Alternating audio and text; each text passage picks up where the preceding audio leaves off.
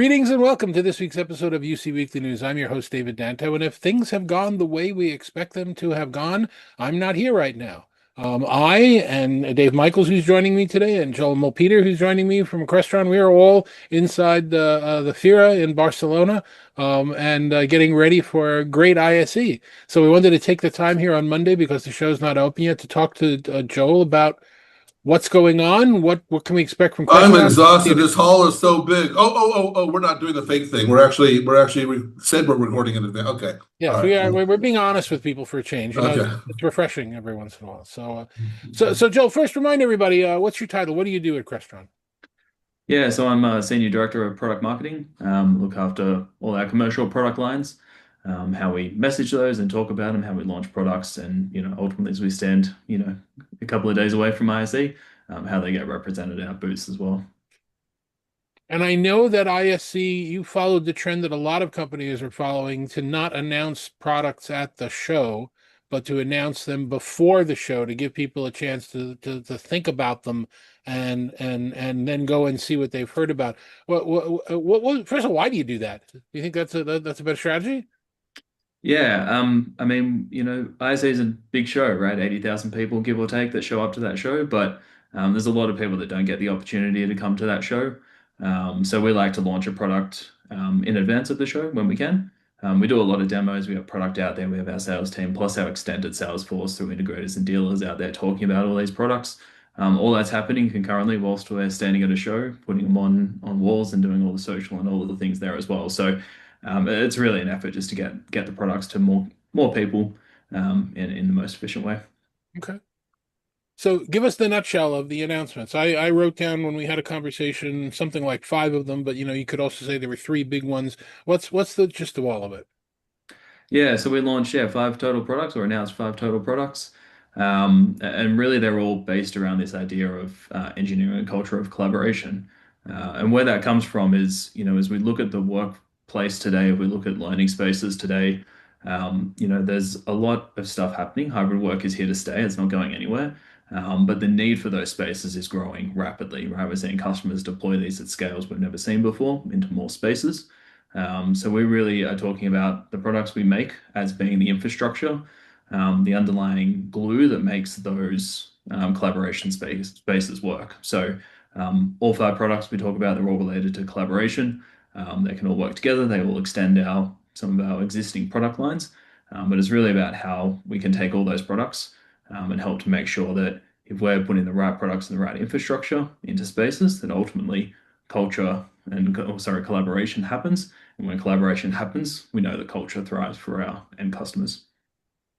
Well, I completely agree with the pre-announce. I had trouble with the three-ring circus, and when you got hundreds of booths going on there, it makes no sense to try to do to compete with all the stuff. In fact, people want to know where to go when they're at the show. So that is I agree with. But you made five announcements. I attended your conference. I think I lost. I think I can remember three. So we're gonna have to go through these because I don't remember all five. You're gonna help me out here. Yeah, for sure. Yeah, there was a lot. We tried to do it in a relatively short format, right? 30 minutes or so in the keynote, if anyone wants to check that out, plus some awesome write-ups that I know you guys helped write up some good information on those products that people can check out. But yeah, there was a lot in a small period of time. We knew that, but we're only just getting started. We've got more later on in 2026 as well as we keep making cool stuff. So let's go through them. The first one was you have a new compute platform, right? The Collab Compute. To give us a sentence or two about that. Yeah, so Collab Compute really is our platform for hybrid meetings, right? The core of the meeting space. It's running Teams rooms and Zoom rooms. We took a few approaches with this product. One was that we want to drive a consistent experience across meeting spaces. So that starts with the people in the room, right? They have to have a common experience at the same compute, no matter what type of meeting room they have. They get a consistent experience, removes friction, so they can have better meetings. But we also wanted to focus on how it was deployed and how it was installed with the other peripherals in the space as well. So we really drove consistency there in the way it can be installed in all those rooms. Same bracketry, same compute. Again, from an IT management standpoint, logging into the same device, managing the same device, all those things were really important to us. We also focused on professional AV on that product. So It has I/O on it, right? It has USB ports, it has HDMI outs and USB-C outs, it has content sharing inputs and network ports. All those things were very intentionally designed. And if you have a look at the compute in terms of, we call it a compute, but it's not a compute. It's purpose built for collaboration, purpose built for running these meetings. And it has the I/O you need to scale from a huddle space through to a high impact space. And then AI, super important, obviously, in today's context. The collab compute is running Intel Core Ultra processors, so it has edge AI on it, right? It has NPUs running on the compute. So we're ready for the future workload of AI as that shifts from the cloud to the edge and some hybrid in between. We're ready to take that on and run that in the room itself. Did they give you Intel stock when you made that partnership? We've been a long time partner of Intel at Crestron, Because it's really been going up. I don't know if you've seen that, but it is. Intel is just like, yeah, taking off, which is really impressive. But yeah.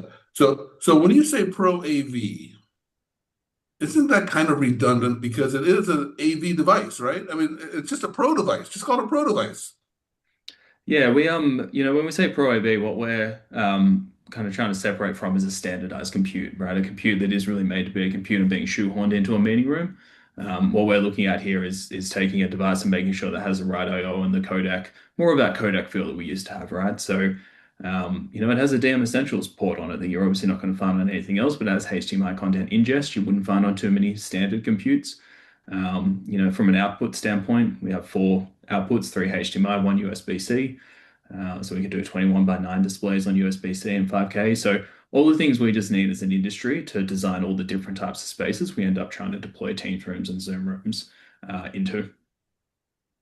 And Okay. your next product is you had announced that you were part of the MDEP partnership a while back, and now you're finally releasing an MDEP product, which is now, surprise, surprise, for Crestron, a touch panel. Tell us Yep. a little bit about that. Yeah, so we're launching the 80 series touchscreens as well. So there's a generational update in touchscreens, right? We've been making touchscreens for a while, or user input devices at Crestron, being a control system company. But the 80 series touchscreens is our latest generation of those. So yeah, built on MDEP. So we get to take advantage of the work the MDEP team at Microsoft has been doing with bringing that security posture forward and that standardization forward, and then the tools we use to deploy and manage those.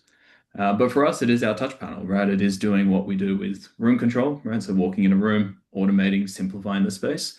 But we also think about it as our UC interface, right? So as we run Teams and Zoom rooms, pairing with things like the cloud compute, it's running the interface for that, and then scheduling outside of the room as well with all those applications.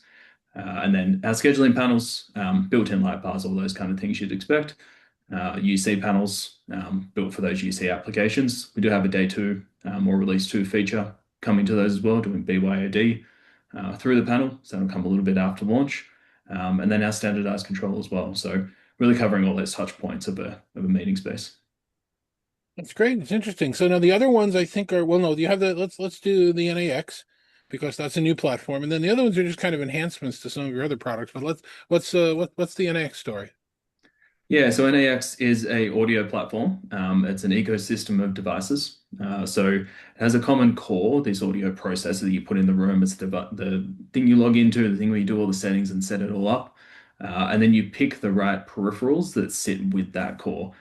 So that audio processor has things like pods that can connect to it. We have a partnership with Sennheiser with the TCCM.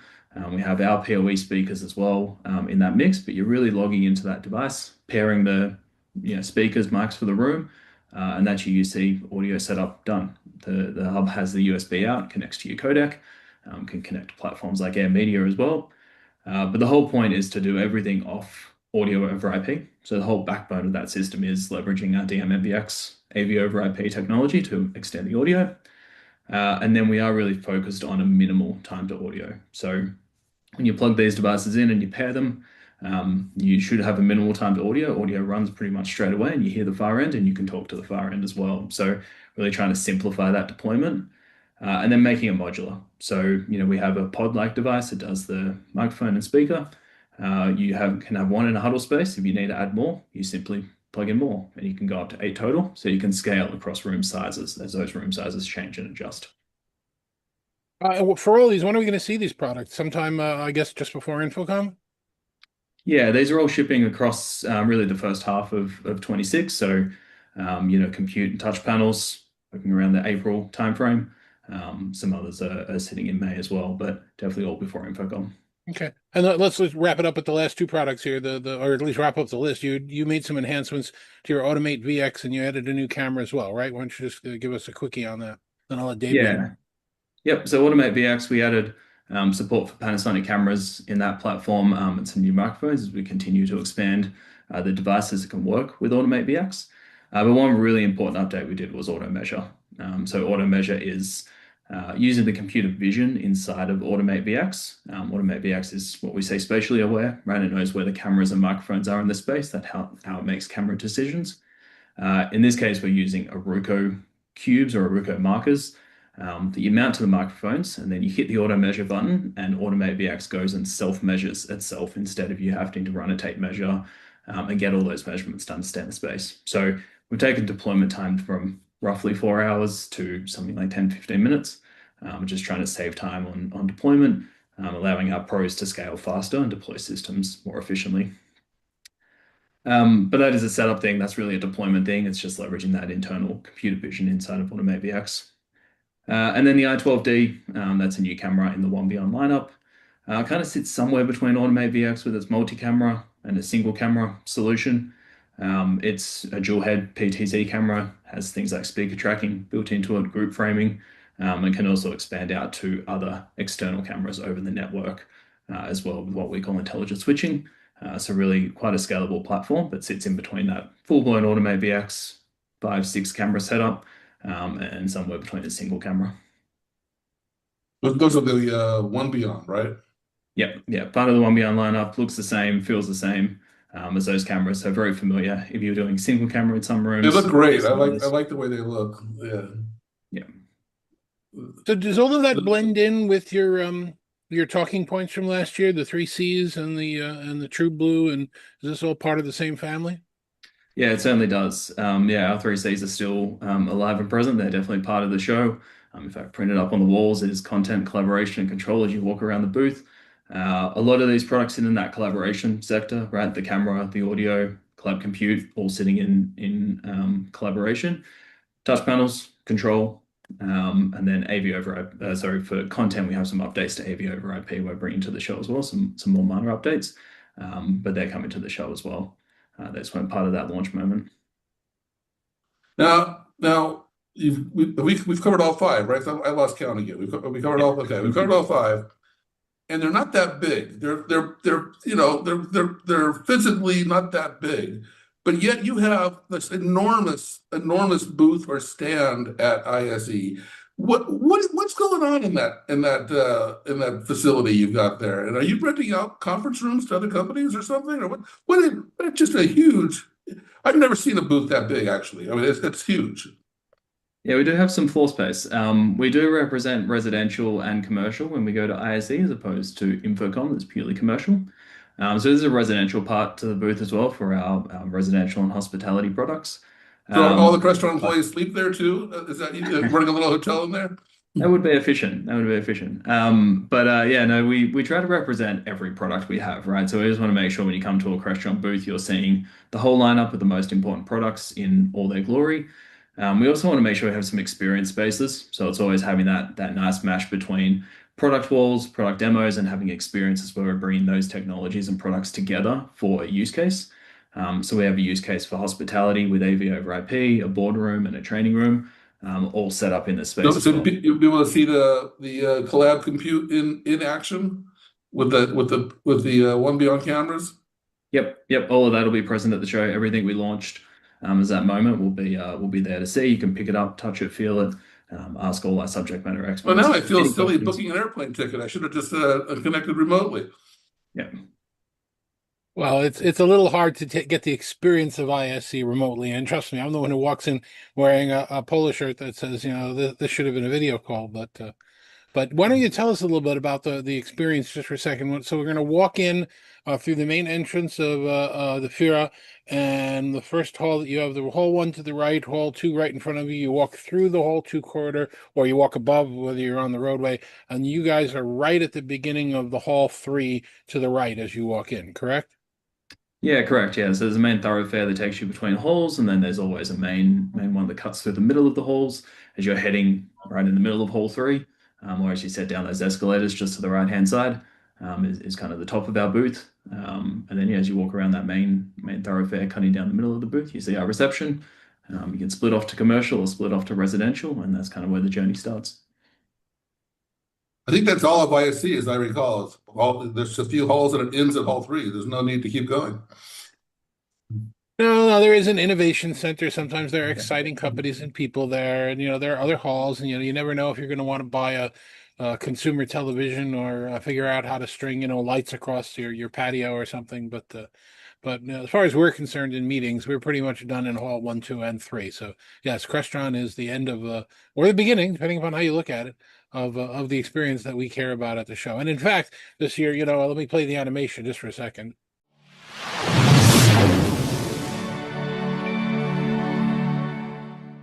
Cut in over there. So this year, Crestron is another one of our pick hits from the show, which again, we're telling you, if you're at ISE and you see these, in a stand or on a booth, go take a look at it. It's important messaging. That's really how we're showcasing what's going on, and we think a lot of these messages are very important, especially considering how many competitors have built up in the industry against Crestron, and Crestron has been around for so many years, and you're still innovating in many ways above and beyond what some of the other companies are doing. So we think it's important messaging that people should go see.